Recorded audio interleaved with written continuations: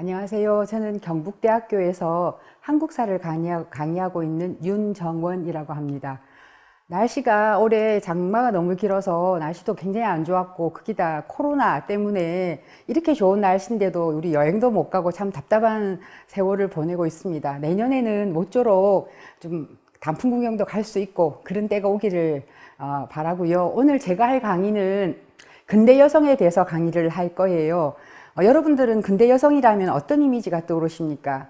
1910년, 20년, 30년, 40년을 살아갔던 그 시대 여성에 대해서 얘기를 할 건데요. 흰 저고리에 까만 치마를 입고 태극기를 들었던 유관순 같은 여성도 생각이 나실 거고, 짧은 머리에 양산을 들고 하의를 신는 어떤 그 모던한 여성도 떠오를 건데, 이런 여성들이 어떤 생각을 가지고 식민지 시기를 살아갔던지 오늘 강의를 시작을 해 보도록 하겠습니다. 우리가 여성, 제가 근대 여성이라 했는데, 여성이란 단어는 우리 여성이잖아요. 여성이란 단어는 나온 단어가 오래되지 않았습니다. 조선시대 때도 없었던 단어였고 고려시대 때도 없었습니다. 금방 제가 말씀드렸던 근대에 들어와서 여성이라는 말이 이제 나오게 되었는데, 그런 여성이란 단어가 만들어지기 전에 전 근대적 여성들은 그렇다면 어떻게 살았을까요? 그때는 여성이라고 부르지도 않았는데, 일단 여성들은, 제가 이제 통칭 여성이라고 하겠습니다. 여성들은 바깥에 나올 수가 없었잖아, 그죠? 굳이 나온다 그러면 얼굴을 다 가리고 있는 장옷을 입거나, 태어나서 가장 멀리 여행을 하는 게 시집 갈 때 가마 타고 시집에 들어가는 거였었습니다. 그리고 지금은 우리는 태어나면 엄마 아빠가 키우거나 아니면 할머니가 키우거나 또 좀 있으면 어린이집 같은 데를 가지요. 조선시대 때는 보통 어머니가 자식을 키운다라고 했는데 아닙니다. 아버님이 또는 할아버지가 아들을 키워서 그분들이 남긴 유아기가 상당히 많이 남아 있는데요. 왜 그럴까요? 애들은 태어나고 나면 밥숟가락 들 힘만 있을 정도, 그리고 대소변을 가질 정도가 되면 여성 남성을 분리해서 키우게 됩니다. 그래서 남자아이들 같은 경우에는 한 대여섯 살쯤 되게 되면 엄마가 있는 안채에서 아버지나 할아버지가 있는 바깥채로 생활의 장을 옮겨서요, 밥 먹는 거, 자는 거, 거기서 서당에 가는 거, 손님을 대하는 거, 심지어 술을 어떻게 마시고 우리 성생활을 어떻게 하는 것까지 다 배우게 되는 그런 공간이 되고요. 여아는 그 정도 나이가 되면 엄마 밑에서 본격적으로 시집살이를 어떻게 할 것인가를 배우게 됩니다. 그래서 6살 전후로 해서 남자 여자가 분리해서 살고 엄마는 아들을 키울 수가 없어요. 그래서 나온 말이 있죠. 남녀 칠세 부동석이라는 말이 그렇게가 나왔던 말입니다. 여성의 공간은 바깥을 엄격히 나갈 수 없도록 통제하는 공간이고요. 엄마 밑에서 시집살이를 어떻게 할 것인가를 배우는 곳이기 때문에 소위 현모양처 외에는 다른 걸 꿈꿀 수 없는 그런 제약을 가하는 공간에서 생활하고 있다. 가장 먼 여행인 시집을 가게 됩니다. 그래서 바깥 출입을 엄격히 통제하니까 나갈 수도 없을 뿐만 아니라 한 집 안에서도 사랑채나 안채를 마음대로 들락날락 할 수가 없는 삶을 살고 있는데, 원래 그렇진 않았습니다. 원래 그렇진 않고요. 15세기, 16세기까지도 이렇지 않았다가 한 18세기 전후로 해서 딱 우리가 소위 말하는 성별 역할 분담을 할 수 있는 어떤 공간이 만들어지고, 그 공간에 여성의 공간을 만들어서 생활을 이제 분리해서 하게 되는 부분들이 있습니다. 제가 사진을 하나 보여드릴 건데요. 이 사진은 여러분 제일 좋아하시는 5만 원권에 등장하는 심사인당이 살았던 강릉에 있는 오죽헌이라고 불리는 집입니다. 제가 보여드리고 싶은 거는 좀 특이한 담장의 크기인데요. 여기도 안채하고 바깥채, 흔히 사랑채라고 부르는 집이 있었습니다. 그런데 선생님들, 저 안에 사랑채에서 안채 사이에 있는 중문이라 그러죠. 중문, 중간에 문이 있다 그래가 담벼락 높이를 한번 봐주십시오. 그리고 요 뒤에 있는 집도 안채와 사랑채가 분리되어 있는데 담벼락 높이를 봐주시면 뭔가 다르다라는 걸 느낄 수 있을 겁니다. 앞에 보셨던 이 담벼락은 여성이 설사 안채에 있다 하더라도 바깥 사랑채를 충분히 볼 수 있는 낮은 높이의 담장이에요.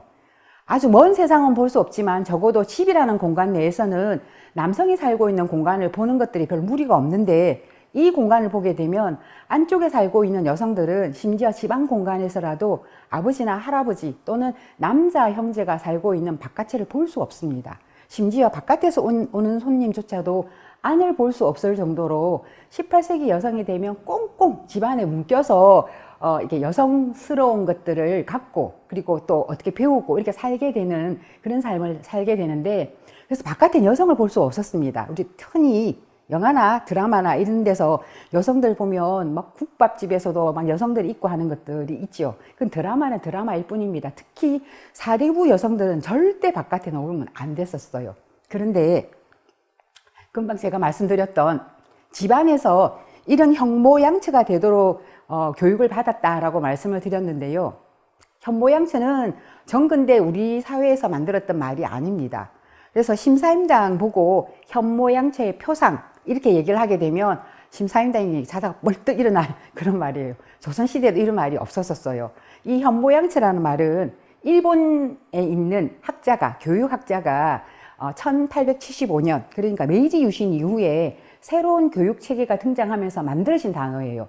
그래서 여성한테 권리를 임신과 출산에 여성의 의무로 간주를 해서 아이를 잘 놓고 그리고 건강한 아이를 키워내고 남편의 내조 잘하는 여성을 현모양처라고 했습니다. 조선시대에도 양처는 있었어요. 양처는 있었는데 이때 이 양처는 남편한테 잘하는 처를 양처라 그러지 않고요. 누구한테 잘하는? 시부모한테 잘하는 며느리 또는 여성을 양처라고 했습니다. 조선시대에는 현모양처가 없어요. 왜? 엄마가 아들을 키우지 않습니다. 그래서 조선시대에 이제 이 우리 한국 사회에 존재했던 덕목은 연력, 그죠? 남편한테는 연력, 그리고 시부모한테는 양처라 불리는 효부만이 존재했지, 현모양처는 일제시대에는 없었고요. 현모양처란 말은 조선시대 때 말이 아니고 근대에 들어와서 제가 지금 강의할 근대 여성한테 학교 교육을 통해서 강조되고 또는 요구했던 그런 단어예요. 근데도 불구하고 우리가 마치 오랫동안 이렇게 아주 이렇게 공손한 여성, 부모님한테 잘하는 여성, 자식을 잘 키우는 여성을 현모양처고 우리의 전통을 얘기한다라고 했는데 아니라고 말씀을 드렸고요. 이 여성이라는 개념도 근대에 수입된 용어입니다. 현모양처처럼. 정근대에는 여성이라고 부르지 않고요. 여라고 나와 있거나 또는 부녀, 결혼하지 않은 그 여성들은 여라고 부르고, 그리고 결혼한 여성한테는 높여서 부녀라고 부르고요. 흔히 부르는 게 계집이라고 불렀죠. 계집이란 단어가 종종 나오고요. 심지어는 그보다 더 못한 단어도 있었답니다. 제가 여기는 이제 강의 중이니까 그 말을 하지 않겠지만 여러분들 충분히 상상할 수 있는 그렇게 흔히 그 언어라고 생각하지 않고 불렀던 그런 말들이 있습니다. 이런 바깥을 나오지 못하고 세상을 만나지 못했던 여성들이 어느 날 세상으로 딱 나와서 많은 사람들 놀랐습니다. 요거는 맥켄지라고 하는 저 영국에 있는 기자입니다. 기자의 기사이고요. 밑에는 3.1운동이 일어났을 때 매일신보 기사에 나와 있는 건데요. 두 개 다 여학생들이 만세 시위를 불렀던 기사입니다. 특히 위에 있는 저 맥켄지라는 그 기자는 혹시 여러분 몇 년 전에 아주 유행했던 미스터 션샤인이라는 드라마를 혹시 보셨습니까?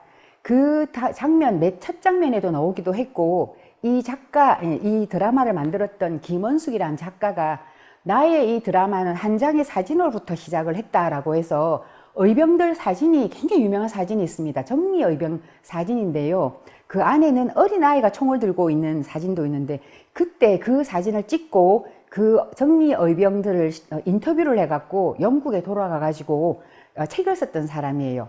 그래서 이 사람이 책을 쓰고 난 다음에 1910년경 넘어서 우리가 이제 식민지에 접어들었을 때 다시 조선에 오게 됩니다. 그래서 3.1운동을 경험하고 난 다음에 보고 이제 썼던 기사인데요. 내용은 보시면 한 번도 자기부터 시작을 해서 자기에 있는 외국 동료들은 조선 여성들을 본 적이 없는데, 심지어 한국인 친구의 집에서도 볼 수가 없었는데, 아까 말했잖아요. 담벽이 너무 높아서 여성이 바깥으로 나올 수가 없었다라고.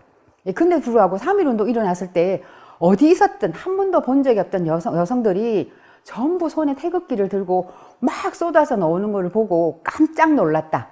놀라운 그 자체였다라는 기사를 썼습니다. 그리고 3.1운동 시기에도 그 당시에 매일신보라든가 신문이 몇 개 있었는데 이때 조선일보나 동아일보 같은 민족지라고 그 당시에 불렸던 이런 신문 아직 나오지 않았을 때였군요. 그게 보시면 여학생들 소요가 1년 내내 굉장히 많이 나옵니다. 여학생들 그리고 또는 심지어 기생들까지 나와서 여성들이 나왔습니다. 한 번도 볼 수 없었던, 접촉해 볼 수 없었던 여성들이 1919년 3월 달에 무더기로 나와서 깜짝 놀랐는데요. 이 여성들이 소위 전 근대와 다른 어떤 생각을 가지고 그리고 세상을 만나고 그리고 어떤 삶의 양태를 다르게 하는 새로운 여성들로 딱 등장하게 됩니다. 이 여성을 근대에서는 신여성이라고 부르거든요. 그래서 지금 이런 신여성에 대해서 좀 얘기를 해보려고 하는데요. 신여성, 금방 말씀드렸다시피 한 번도 본 적이 없는 여성이 손에 태극기를 들고 여학생이 막 대거 나왔다라는 거잖아요. 다른 여성이 탄생합니다. 다른 여성의 탄생이라는 거는 가만히 있던 것들이 다르게 되지는 않죠. 물도 그냥 놔두면 그냥 물인데 불을 가해서 끓여야 이게 기체가 되는 거잖아, 그죠? 어떤 외부적인 영향이 가해져야 됩니다. 그래서 우리 사회에 있어서 1900년대 10년, 20년, 30년, 40년을 살아가는 전 근대와 다른 여성, 소위 신여성이 탄생했던 배경에는 무엇보다 교육이라는 게 있었습니다. 그래서 이 1919, 10년, 20년 이 무렵에 많은 여성들이 학교를 가게 돼요. 학교를 가게 되는 거는 여러 가지 이유입니다. 일단 그 전에 여성은 절대 집 밖에 나오면 안 된다라고 생각했던 이런 집안에서도 세상이 바뀌었기 때문에 최소한 여성도 교육을 해야 된다라고 아주 깨어있는 부모님이 있는가 하면 최소 글자는 알아야 시집을 잘 보낼 수 있다라고 생각하는 부모님도 계셨고요. 또 하나는 부모님들이 종교 활동을 하고 계시면 이런 그 기독교라든가 천주교에서 운영하는 학교를 또 이렇게 신부님이나 수녀님이 계시니까 믿고 보내는 경우도 많고요.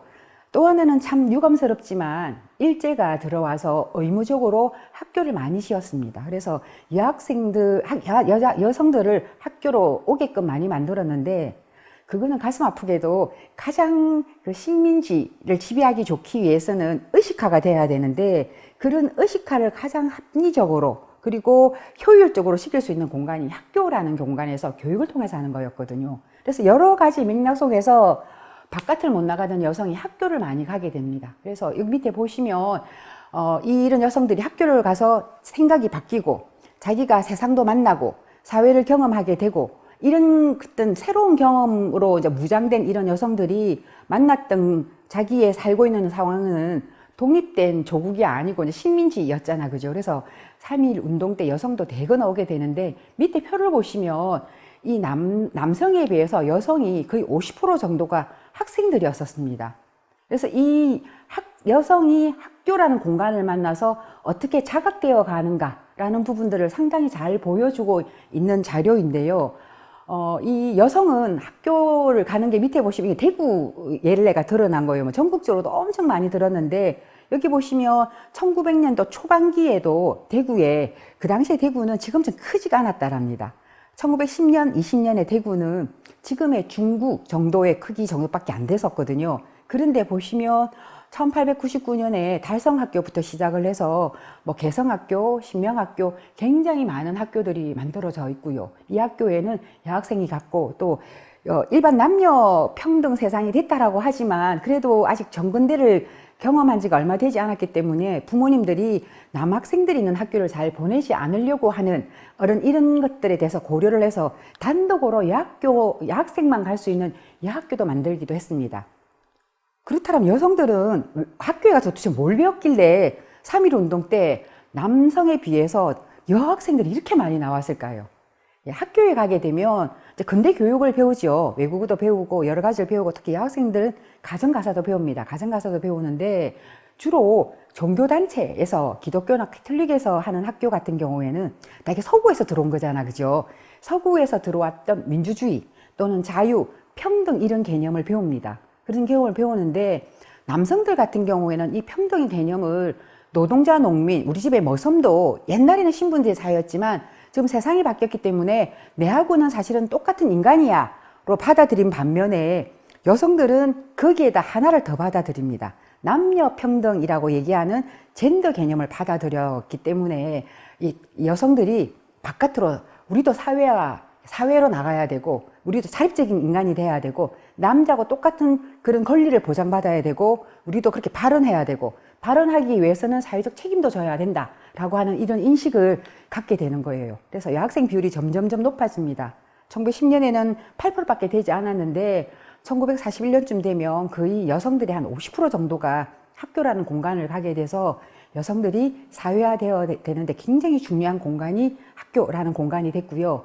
여기서 여성들이 민족 또는 자기에 대한 자아 또는 어떻게 바뀌고 싶은 세상 또는 어떻게 하면 경제적으로 독립해서 일자리를 가지게 될 것인가 라는 것들을 배우게 되었던 것입니다. 네, 굉장히 옛날 사진이죠. 그러니까 지금은 이화여고라고 불렀고 지금은 뭐라고 부르나요? 이화여자고등학교? 예, 이화여고라고 부르는 이화학당의 전신 사진인데 여기는 기독교 선교 활동으로 만들었던 학교예요. 학교여서 굉장히 일찍 만들어졌습니다. 아주 어린 친구들이 저고리, 치마 저고리를 입고 학교를 갔죠. 학교를 갔는데 아마 여기 있는 부모님들은 기독교 신자였던 것 같아요. 그래서 이렇게 어린 아이들을 목사님이 계시니까 믿고 보냈던 것 같은데 이 학생들이 여기서 금방 말했던 민주 또는 자유, 평등 이런 개념을 받고 어떻게 컸을까요? 예, 아마 3.1운동 때 유관순도 이화여학당 출신이잖아요. 많은 학생들이 이 학생들이 공부를 하고 난 다음에 3.1운동 때 태극기를 들고 서울 광화문이나 대한문 앞으로 갔을 것이고요. 1920년대도 독립운동 내지는 사회운동을 하는 여성들이 아마 되었을 것입니다. 그래서 근대 여성, 전 근대에 바깥을 나오지 못했던 여성이 바깥으로 나오게 되고 학교라는 공간을 통해서 이 여성들이 민족이나 사회를 자각해 나가면서 새로운 여성인 근대 여성으로 성장하게 되는 것입니다.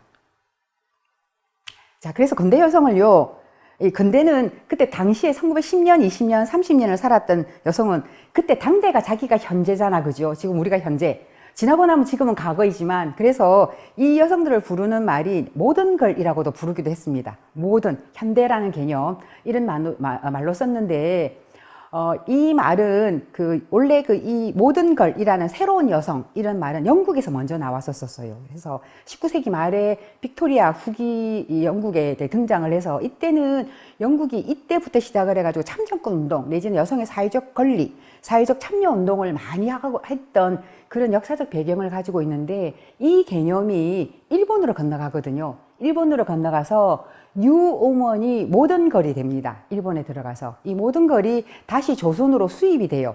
수입이 되는데 조선에서는 모던 걸이란 말보다는 옆에 보시면 모단 걸이란 말로 훨씬 더 많이 불려졌습니다. 왜냐하면 모단이 옆에 털모자에 옆에 끈을 단자잖아, 그죠? 우리 단발령 할 때 머리를 자른 여자라는 뜻입니다. 정근대 여성은 어떻게 살았었어요? 제가 뒷화면을 먼저 보겠습니다. 정근대 여성은 결혼하기 전에 있는 여성은 저렇게 댕기를 길게 따가지고 절대 저 머리를 한 번도 자르지 않고 죽을 때까지 계속 기르죠. 계속 기르고 시집을 가게 되면 저 머리를 올려가지고 비녀를 찌릅니다. 찌르는데 이 머리를 옆에 보시면 저기는 최승희라는 근대의 아주 유명한 무용가인데 저렇게 단발로 머리를 자르는 이런 여성이라서 머리를 자른 여자라는 뜻으로 이 단어가 등장을 해요. 등장을 하는데 좋은 뜻으로 쓰이지가 않았습니다. 좋은 뜻으로 쓰이지가 않았는데 금방 영국에 있는 뉴우먼이 일본으로 가서 모던 걸이 됐고 조선으로 들어오면서 이 모던 걸이 이제 모단걸로 바뀌게 되는데 일본에서 조선으로 오는데 불과 10년밖에 걸리지 않았거든요. 10년밖에 걸리지 않았는데 주로 어떤 사람들이 여성이 사회하는 학교라는 게 굉장히 중요하다 그랬는데 조선에서도 굉장히 좀 유복한 가정을 가지고 있는 여성들은 일본 유학을 많이 갔답니다. 물론 남성들에 비하면 숫자가 적긴 하나 그래서 뭐 나혜석이라든가 뭐 윤심덕이라든가 뭐 이런 일본에 유학 갔던 사람들이 이런 것들을 경험하고 난 다음에 식민지 조선으로 수입을 해오는 수입업자가 돼요. 수입업자가 되는데 일단 돈이 많고 계급적으로 상층 계급이고 뭐 그리고 공부도 많이 했던 이 여성들이 추구하는 게 나는 그냥 얼굴도 보지 않고 첫날 밤에도 남편 얼굴이 모르는 내가 누군지도 모르는 남자한테 뭐 시집을 보내는 어떤 부모님의 뜻으로 결혼한 그런 여성 결혼 이제 하지 않을래. 내 마음이 움직이는 대로 내가 좋아하는 사람과 결혼하고 싶어. 자유 결혼이라든가 그리고 이혼할 수 있지. 예. 그래서 특히 좀 이따 얘기하겠지만 나혜석의 이혼 고백서가 아주 그 당대에 아주 유명했습니다. 그리고 내가 나의 남자는 정조를 지키지 않으면서 왜 나보고만 정조를 지키라 그래? 나도 남자처럼 자유롭게 내 의지대로 할 거야. 뭐 이런 식의 언론을 통해서 내지는 신문을 통해서 이렇게 얘기를 하다 보니까 사회 분위기, 특히 남성들이 이 신여성을 절대 좋게 보지 않습니다. 그래서 뭐라고 부르냐 그러면 머리 자른 여자라 그래서 모단글이라고 부르고요. 심지어는 못된 걸이라고도 불렀답니다. 못됐다고 이렇게 부릅니다. 왜냐하면 사회적으로는 남성이 원하는 여성은 아까 1876년에 일본의 교육학자가 얘기했던, 그래서 조선으로 수입대에 들어와서 일제에 의해서 학교에서 여성들이 가르쳤던 현모양처예요. 적당히 교육을 받은 다음에 집에 들어가서 집안 살림을 세련되게 깔끔하게 잘하고 남편의 내조 잘하고 그리고 자식을 똑똑한 자식을 낳아서 잘 키워내는 이런 여성을 원했던, 그게 사회적인 분위기고 요구였었습니다. 그러면서 불구하고 또 남성들은 괜찮은 세련된 여성들하고 또 연애도 하지요. 그러면서 여자는 그걸 못하게 합니다. 그래서 사회적으로 저렇게 신여성이라고 불리는 모단글의 어떤 그런 행위들, 행동들, 이런 양태들에 대해 가지고 아주 사회적 비난을 좀 많이 하면서 모단글이 모자랐었는데 못된 글이라고 부르기도 하는데요. 1920년대는 그러니까 금방 1910년대, 20년대, 30년대, 40년대를 근대 여성이라고 부르는데, 그 중에서도 특히 1920년대는 서구 유럽에서 만들어져서 일본으로 수입되고 다시 그 일본에서 수입된 다시 조선으로 들어온 근대 여성 모던걸이라는 이 범주가 한국 여사에서 최초로 등장한 해가 1920년입니다. 물론 이런 1920년대에 이런 여성들은 30년, 40년대가 되면 빠른 속도로 태조를 해버려요. 태조를 해버려서 우리가 근대 여성이라고 얘기할 때는 1920년을 살아갔던 여성을 가장 표본으로 보고 있답니다. 조선의 이제 1920년대의 이제 대표적인 우리가 모던걸 또는 모단걸, 정확히는 신여성. 그러니까 왜냐면 전근대 여성이 아니잖아, 그죠? 이게 신여성 대표적인 사람이, 여러분 뭐 이름 들으시면 아 하고 생각하시는 뭐 나혜석부터 시작을 해서 화면에 있는 김원주, 이런 사람들이, 여성들이, 우리도 좀 조선에는 여성들이 바뀌어야 된다. 그러니까 전근대 여성처럼 아직도 머리 치렁치렁하고, 그리고 부모님이 원하는 남편을 만나서 삼종지도, 그러니까 삼종지도가 어려서는 아버지를 따라가고 결혼하면 남편 말을 듣고 나이가 들어서는 아들 말을 들어야 되는 것처럼 평생 복종과 순종으로, 그리고 자기의 욕망이 뭔지, 자기가 뭘 원하는지도 모르고 살아가는, 이렇게 해서는 안 된다라고 해서 여성들을 의식화시켜야 된다라는 어떤 그런 합의를 하게 됩니다. 그래서 만들었던 잡지가 대표적으로 신여성이라는 잡지였거든요. 1920년대에 여성을 대표하는 가장 대표적인 책이고요. 혹시 이제 근대 여성에 대해서 관심이 있거나 하고 싶은 그런 연구자 내지는 학생들 또는 이런 사람들이 있다라면 저 잡지 꼭 보셔야 됩니다. 저 잡지를 만들었던 사람은 김원주라는 사람인데요. 조선 1920년에 김원주라는 이름을 갖고 있는 사람은 2명의 김원주가 있습니다. 지금 신여성을 만들었던 김원주라는 사람은 나중에 이렵이라고 이름을 갖고 있는 스님이 되는, 수덕사에 들어가서 스님이 되셨던 김원주이고요. 같은 요 시대에 유명한 기자로 활동했던 또 하나의 김원주가 있는데, 이 김원주는 나중에 올라가서 김정일의 부인이 되는 성혜랑인가? 그게 엄마였었어요. 그래서 이 두 사람이 대표적으로 아주 유명한 두 김원주가 있었다랍니다. 그래서 신여성이라는 잡지를 통해서 안에 있는 기고문도 받아서 이런 여성들, 나혜석이라든가 최승희라든가 또 당대 유명한 최은희라는 기자가 있었는데, 최은희 또는 본인 김원주 이런 사람들이 글을 써서 여성들 의식화시키기도 하고요. 또는 이런 중요한 좋은 사례들, 또는 외국에 있는 것들, 주로 이제 그런 것들은 일본을 통해서 들어간 것들인데 그걸 번역을 해서, 이로 잘하잖아, 일본 유학 같은 사람들이기 때문에 그렇게 해가지고 이런 것들을 많이 만들어 냈었습니다. 그래서 관심 있는 여성들 같은 경우에는 지금 우리는 공부 때문에 보는 거지만 1920년대는 이 잡지를 많은 여성들이 구독을 했겠죠. 예. 머리를 자른다라는 게, 이 머리를 잘란 것 때문에 이제 모단글이라고 하는데, 이 머리를 자른다라는 게 여성한테는 어떤 의미가 있었을까요? 예.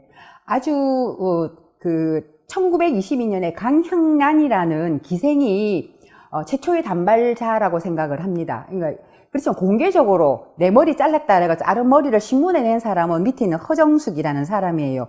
당대 유명한 변호사였던 허헌의 딸이었는데, 이 두 부녀는 모두 저 북한에 가서 북한 건국운동에 이제 이 합의를 했던 사람이고 기여를 했던 사람이고요. 그래도 허정숙 같은 경우에는 신문에 나서 우리가 알고 있지만 강향란 같은 경우에는 기사만 나와 있습니다. 어느 날 머리를 자르고 남자 옷을 입고 그 야학이라고 부르는 학교를 찾아가, 이 이제 기생인 이 강향란은 정식 학교는 못 갔던 모양인가 봐요. 그래서 그 당시에 강습소라는 이름으로 야학을 많이 하고 있었는데, 그래서 막 사람들이 완전 쇼킹을 했다라면 깜짝 놀라가지고. 근데 이제 이 강향란이라든가 허정숙 외에 1920년대 후반에 가면 굉장히 많은 여성들이 단발을 모자라서 파마까지 하는 여성들이 막 나왔었거든요. 그렇다면 이 여성은 강향란이 머리를 자르고 남성 옷을 입고 양복 같은 걸 입고 그 약을 찾아갔던 이유는 그렇게 해야만 약 공부를 할 수 있어서 찾아갔던 건 아니겠지요. 일종의 그 시위 아니었겠습니까? 그래서 여성한테 있는 단발의 의미와 남성의 단발의 의미는 상당히 이제 다르다라는 것들을 보여주는 내용인데요. 남성 단발은 국가에서 강제적으로 합니다. 고종 32년이었던 1895년 소위 말하는 갑오개혁, 을미개혁이라고 부르는 이 무렵에 국가에서 위생이라는 개념으로 단발령을 내렸습니다. 고종이 1호 단발이에요. 고종이 시범적으로 머리를 맨 먼저 잘랐는데, 고종 머리를 잘라준 사람이 서유견문록으로 유명한 유길준이라는 사람이 고종 머리를, 그 사람이 이발 자격증이 있었나? 고종 머리를 자르고요. 두 번째로 잘랐던 사람이 그때의 왕세자 이후에 순종이 되는 사람이었습니다. 그러니까 모범인, 왕이 내가 모범을 보였으니 전국에 있는 그런 유학자, 일반 사람을 다 머리 잘라라 라고 얘기를 했는데, 우리 성리학, 조선은 성리학적 세계관이잖아요. 모든 인식, 체제, 국가의 어떤 그런 돌아가는 운영 시스템이 성리학입니다. 성리학의 어떤 가장 중요한 거는 부모가 주신 신체에 대해 가지고는 절대 손을 대면 안 된다라는 효를 굉장히 중요하게 여겼기 때문에 춤도 효의 연장선이었거든요. 그래서 이거 반대해서 실제로 약을 먹는다라든가 목을 맨다라든가 막 이런 일종의 시위를 하는 것들이 많았는데, 국가에서 강제적으로 머리는 잘려졌습니다. 1920년 되면 상투 트신 분들은 아주 나이 많은 사람들 외에는 일반 그 시골에 가도 젊은 남성들 같은 경우는 머리를 많이 잘랐었습니다. 근데 여성은 보시면 국가에 의해서 잘란 게 아니라 여성 스스로 잘란 거지요. 나는 나의 의지로 자르겠다라는 겁니다. 그래서 여성에 있어서 머리를 자른다라는 거는 기존에 있는 신여성의 반대는 구여성이잖아, 그죠? 그래서 구여성으로 상징되어지고 있는 관습, 전통, 과거, 악습, 여성에게 가하는 억압, 이런 것들을 자른다라는 의미고요. 그럼에도 불구하고 머리는 또 자릅니다. 머리가 자라난다라는 거는 새로운 어떤 시대, 새로운 세대, 이런 것들을 자라게 한다. 그래서 나는 과거를 자르고 새로운 것도 길어나겠다라는 것들을 좀 의미하고 있기 때문에 이후에 모든 여성들이 머리를 자르는 시대가 오기 전, 특히 아까 말했던 1920년이 신여성을 가장 대표하는 시대라 그랬잖아요. 그죠? 그래서 1920년 초반에는 여성 스스로 약간의 시위하는 퍼포먼스로 막 머리를 자르는 경우가 많았고요. 허정숙 같은 여성주의자이고 사회주의 운동가였습니다. 이 여성 같은 경우에는 많은 여성들이요, 나처럼 머리를 잘라라 라는 뜻으로 자기 자른 머리를 막 신문이나 잡지에 광고를 하기도 합니다. 그래서 여성한테 머리를 자른다라는 거는 남성하고 다른 의미, 그러니까 새로운 것에 대한 탄생, 새로운 나를 만들겠다, 그리고 나의 자아를 끄집어내겠다라는 어떤 이런 의미를 가지고 있습니다. 예, 그래서 이제 조선에서는 신여성이라는 개념이 그러니까 모던 걸 들어와서 그대로 부르지 않고 모단 글이라고 머리 자른 여자들이라는 뜻으로 이제 불렸다라고 말씀을 드렸잖아, 그죠? 근데 이 사실 일본에서는 이 모던 글이 나쁜 의미가 아니었었습니다. 모든 글은 직업을 가지고 경제적인 활동을 있는 경제활동가라는 거고요. 1920년엔 일본은 굉장히 경제가 활성화되어 있었어요. 1929년 전까지. 왜냐하면 1914년부터 1918년까지 세계에선 큰 엄청난 일이 있었답니다. 무슨 일이 있었을까요? 예, 세계대전, 제1차 세계대전이라고 불리는 세계대전이 유럽을 중심으로 일어났었습니다. 1918년 빼빼로 데이 때 종전을 했거든요. 11월 11일 날. 이건 우리 3.1운동하고도 관련이 있죠. 종전이 되고 난 다음에 전쟁을 일으킨 또는 그러니까 싸웠던 사람들끼리 오했더니 이거 강화회의를 하게 되는데, 이 파리 강화회의를 미국이 주도를 하게 됐습니다. 그때 미국 대통령이 윌슨이라는 사람이었는데, 윌슨의 민족 자결주의가 우리 3.1운동하고 아주 깊은 관련이 있기 때문에 우리 1차 세계대전은 우리 조선의 역사하고도 관련이 있습니다. 근데 세계대전이 있잖아요. 유럽에서 일어났는데, 그러면 세계에서 간여된 나라들이 있어야지요. 예, 아시아에서는 일본이 1차 세계대전에 소위 말하는 연합군으로 들어갔어요. 1차 세계대전 연합군이 승리했잖아. 그죠? 일본이 승리했습니다. 승리했고요. 특히 유럽에서 전쟁이 너무 많이 일어나니까, 특히 아시아에서는 면이라든가 여러 가지 옥양목 내지는 면포 이런 것들을 주로 영국에 있는, 그러니까 인도에 있는 그런 면포를 영국이 갖고 가가지고 그걸 제조를 해서 아프리카나 아시아나 이런 데, 특히 중국 같은 데 영국이 팔아먹고 돈을 벌었는데, 영국이 전쟁을 하면서 올 수가 없는 거예요. 그래서 아시아 전체 시장을 일본이 독점을 했습니다. 그래서 일본이 밤낮이 없이 공장이 돌아가가지고 엄청나게 돈을 많이 벌었고, 그러니까 돈을 많이 벌고 경제가 활성화되니까 소위 경제활동 인구를 많이 필요로 하잖아. 그죠? 그래서 여성들도 필요한 거예요. 일본 사회가. 그래서 모든 것은 그런 일본 사회에 딱 깔맞춤돼서 직을 가지고 경제활동을 하고 있는 여성, 그리고 그런 것들 사회가 용납을 해줬고, 이런 여성들은 또 돈을 벌어서 가정경제에 도움이 되고 하니까 굉장히 의미가 있었고요. 나쁘지 않았습니다. 근데 대접받았던 여성들이었는데, 조선은 어땠냐 그러면, 이때 조선은 일본하고 달리 식민지였었어요.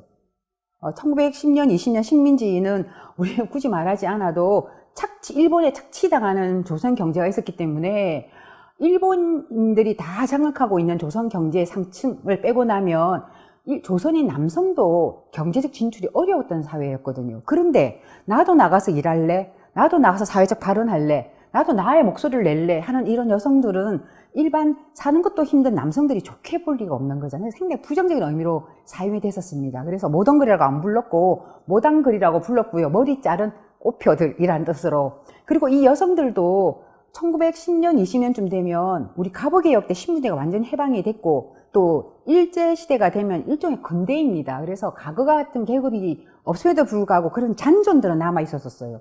잔존들은 남아 있어서 돈이 있는 집 또는 양반집의 딸, 한때 양반이었던 딸, 그리고 그렇지 않은 사람들이 이런 여성이 나는 신여성이야, 나는 모든걸이야 라고 하면 사회적인 주로 남성들이 똑같이 불러주지 않았습니다. 그래서 어떻게 부르냐 그러면 모든걸 이렇게 부르기도 하지만, 또는 단발랑, 랑은 계집랑자입니다. 부르는데, 심지어는 기생이라든가 기생 중에서도 짧은 머리에서 약간 신여성 같은 옷 입고 이렇게 다니는 기생들이 있었거든요. 이런 여성이라든가, 또는 카페가 그때 만들어지니까 카페에서 술을 팔거나 또는 커피를 파는 이런 여성들 같은 경우에는 상당히 하층 계급이었다라고 명명이 돼서 못된 걸, 또는 이런 걸, 그러니까 모든 걸 이렇게 불러서 계급 따라 호명도 달리해서, 못한 걸 자체도 좋은 뜻이 아니었지만 그것도 여성이 갖고 있는 사회적 지위에 따라서 참 다양하게 불렀답니다. 불킴을 당했던 여성들은 기분이 어땠을까요? 예. 그래서 굉장히 사회적으로 안 좋았기 때문에, 이 박영희 같은 사람은 1920년대 아주 당대에 유명한 시인이고 소설가였는데, 문필로 글로 막 비난을 합니다. 비난을 해서 외형적으로는 서구의 어떤 외양이나 치미를 갖고 있는 거죠. 머리도 자르고, 심지어 뒤가 이제 펌어도 하기도 하고, 옷도 더 이상 한복을 입지 않고 양장을 입습니다. 이런 스타일을 하고요. 그리고 이 여성들은 양옥 같은 이런 집에 살고 싶어 하고, 막 피아노도 배우기도 하고, 카페에 가서 커피를 마시기도 하고, 이런 것들이니까, 이런 게 기존에 있는 젠더의식, 그러니까 젠더라는 거는 그 사회가 여성을 어떻게 만들어주는가, 어떻게 보는가예요. 그래서 조선시대 젠더, 근대의 젠더, 지금의 젠더는 다 내용이 좀 다릅니다. 좀 다르죠. 그러니까 조선에서의 젠더의식은 뭡니까? 효부, 연려가 돼야 되는데 이런 질서를 위반했다라고 해서 당대 언론에서는 주로 남성 문필가들, 남성들의 사회적 지위가 있는 사람들이 그런 필력을 무기로 해가지고 엄청나게 이런 여성들을 많이 비난을 했는데, 한편에서는 이런 남성들이 신문에는 여성들이여 집으로 돌아가라 라고 얘기를 하면서, 이 남성은 또 어떻게 이런 모든 거를 자기 연애의 파트너로 데리고 같이 놀러 다니죠. 고향에는 향처라 그래서 얼굴도 한번 보지 못하는 본처를 놔둔 이런 소위 신지식인 남성들이 말입니다. 굉장히 이중적이었다라는 생각이 드는데, 이런 신여성, 20년을 표본했던 신여성은 굉장히 빠른 속도로 퇴장을 해버려요. 그래서 1930년, 40년대 여성을 굳이 신여성이라고 얘기를 하지 않습니다. 근대 여성이라고 통칭해서 얘기를 하는데, 보통 우리 근대 여성이라고 하게 되면 신여성이라고 부르기도 하고 모던걸이라고 부르기도 하고요. 제가 이제 끝에 얘기할 여자 청년이라고 이렇게 많이 이제 부르는데, 이걸 다 모아서 이제 근대 여성이라고 하죠. 근대 여성이라고 하는데, 사실은 맨 먼저 등장한 거는 신여성입니다. 왜냐하면 전 근대에 볼 수 없던 새로운 여성이 탄생을 했기 때문에.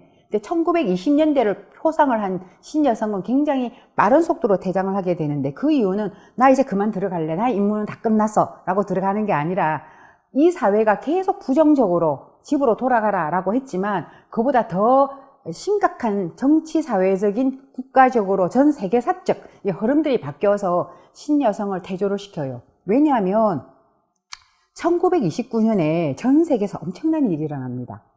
미국 뉴욕발 세계 대공황이 미국을 치고 유럽을 치고 드디어 일본도 쳐요. 그래서 일본이 1929년 30년에 굉장히 경제적으로 어렵습니다. 왜냐하면 금방 말씀드렸다시피 1차 세계대전 때 너무 일본 경제가 활성화돼가 공장을 어마무시하게 많이 지었거든요. 조선에도, 그러니까 일본에서 공장을 너무 많이 짓고 싶어 하고 이러니까 이게 안 돼서 조선 식민지, 조선 총독부가 회사령을 갖다가 풀어줍니다. 원래는 조선 총독부에서 회사령이라는 게 있었어요. 그러니까 회사를, 뭐 공장을 짓든지 뭘 하려 그러면 총독부에다가 허락을 받아야 돼. 허락을 받는데 그 쉽게 안 내줍니다. 자격 조건이 굉장히 까다로워서 민족 자본가들이 회사 만들기 굉장히 어려웠는데, 1920년대 중반에 오게 되면 회사를 풀어버려요. 신고만 하면 됩니다. 뭐 때문에? 일본 안에서 다 수요를, 공급이 이게 안 되니까, 그럼 너가 조선 가서 해라 라고 해갖고 회사령을 풀어준 거였거든요. 회사는 너무 많이 지었는데 갑자기 경제가, 물건은 막 끄집어내는데 팔리지가 않는 거예요. 팔리지가 않고 공장은 막 씁니다. 막 쓰면서 일본 경제가 굉장히 힘들어졌습니다. 굉장히 힘들어지고, 그나마 뭐 이 공장이 쉬어야 되고 힘들어지면 어떤 일이 벌어져요? 노동자들을 자르지요. 노동자들을 사직시켜서 집으로 돌아갑니다. 누구를 맨 먼저 자르겠습니까?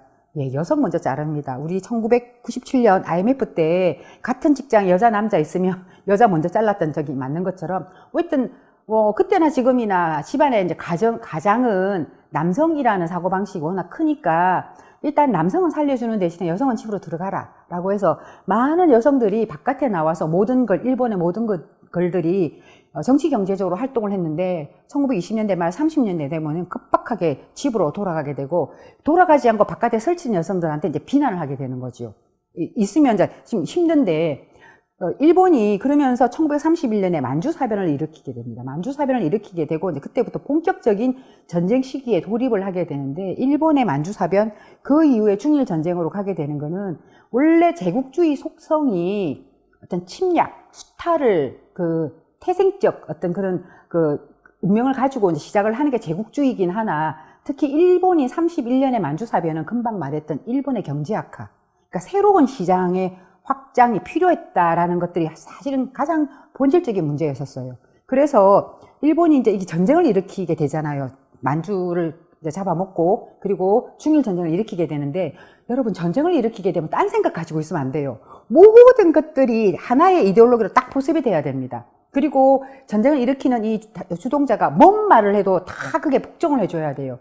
그래서 일본이 그때 내세운 것들이 동양주의라는 겁니다. 그러니까 소위 서구에서 말하는 오리엔탈리즘하고 다른 일본이 하는 동양주의인데, 그게 뭐냐면, 일단 일본은 계속 그 만주사변 이후에 중일전쟁을 없이 그 세계전쟁으로 간다라는 생각을 하고 있었거든요. 그래서 세계전쟁을 간다라는 거는 서구하고 싸워야 되는 거잖아, 그죠? 그래서 이를 싸우게 되면 우리 동양 전체가 뭉쳐야 되는데, 일본의 식민지로 있던 조선, 그 당시에 만주, 그리고 타이완, 대만, 심지어는 아시아의 동남아시아 쪽도 일본의 식민지로 많이 됐는데, 이런 애들이 딴 생각 갖고 있으면 안 돼. 우리는 일본하고 다른 민족을 가지고 있고, 또 지금 식민지이긴 하나, 우린 동양이야. 그리고 동양으로 하나 뭉쳐야 되고, 모두 뭉치려고 그러면 동양의 역사, 이데올로기, 전통, 사상, 이거 다 똘똘 뭉쳐가지고 서양 제국주의를 무찌르자라고 얘기를 하면서 캐치플레이어를 내겁니다. 그런데 모든 걸이라고 부르는 신여성은 어디서 들어온 거예요? 영국이 그 시발점이잖아, 그죠? 서구에서 들어온 겁니다. 그래서 신여성이나 모든 거를 서구의 앞잡이로 비난하게 되는데, 비난하는 것들은 금방 이런 동양주의라는 사상을 뭉치는데 이게 걸림돌이 되니까, 그리고 이게 타겟트가 돼야 되니까 라는 것도 있지만, 또 하나 뭡니까? 일본의 경제가 힘들어지니까 얘들 집으로 들어가야 되는 거예요. 나와서 설치면 안 돼. 들어가서 남편이나 건강한 아들이 어떤 전투에 나가서 훌륭한 군인이 되도록 내조를 해줘야 돼. 그래서 이 근대화의 방해물로 취급되었던 근대 여성이 안 돼서 구닥다리, 구시대, 말도 안 통해, 세상 어떻게 돌아가는지 몰라 했던 여성 오히려 예찬하는 분위기가 막 일본을 중심으로 일어납니다. 조선은 어떨까요? 더 하면 더 했지 덜 하진 않았겠죠. 이런 부분들이. 그래서 신여성은 1920년대를 국어하고 완전히 히트를 치고 30년대 들어서면서 우리가 모든 거리라고 불려지고 있던 대표됐던 신여성, 1920년대를 상징하는 이 여성은 더 이상 사실은 역사에서 드러나지를 않아요. 일본이 만주 침략하면서 서구적인 걸 악으로 삼으려 그러니까 어떤 타겟트가 필요하잖아요. 저런 걸 절대 닮으면 안 돼 라는 것들 중에 가장 대표적인 타겟트가 되었던 것들이 신여성이었다라는 겁니다. 여기 지금 제가 그 당시에 신문 만평을 하나 올려놨는데요. 저 매일신보입니다. 매일신보는 조선 총독부의 기간지예요. 신문인데 매일매일 나오는 신문입니다. 그래서 매일신문입니다. 매일신문에 보시면 여자들 어떻게 비난하냐면 여성 상위 시대다. 나는 내 혼자 자아가 있어. 독립적이야. 라고 하면서도 돌다리를 끊을 때 남편한테 안아달라. 남자한테 안아달라. 라고 하면서 이중적이다. 여자. 뭐 이런 식의 비난하는 거. 그리고 이거는 이제 동아일보인데요. 여자가 더러누가 담배 피면서 생각은 정말 불순한 생각들을 하고 있죠. 사치하는 거, 돈, 그 다음에 뭐 미국 남자가 서구를 대상으로 하는 것들이니까, 그리고 뭐 이런 것들을 하고 있는 여성은 아주 비난하는 이런 만평이 실리면서 사회적으로 이런 신여성을 굉장히 금기하는 단어, 그리고 사회적으로 퇴출해야 되는 사람, 어떤 이런 식의 이제 이 문화를 만들어 나가는 겁니다. 글로, 만평으로, 사회적인 분위기로. 그 배경은 경제적인 문제가 제일 컸다라는 부분들이고, 또 하나 일본이 전쟁을 수행하기 위해서는 어떤 식으로 타겟트가 필요한 부분들, 이런 것들이 서로 그 시대가 맞물려 가면서 이제 신여성이 1920년을 기점으로 해서 태조하게 되었습니다.